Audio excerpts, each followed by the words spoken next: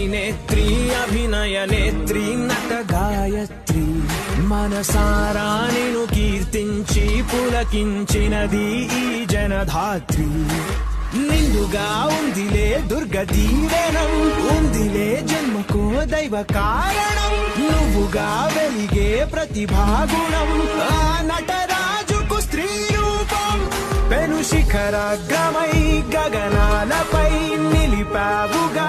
అడుగు నీ ముఖ చిత్రమై నలు చెరగుల తల ఎత్తినది మన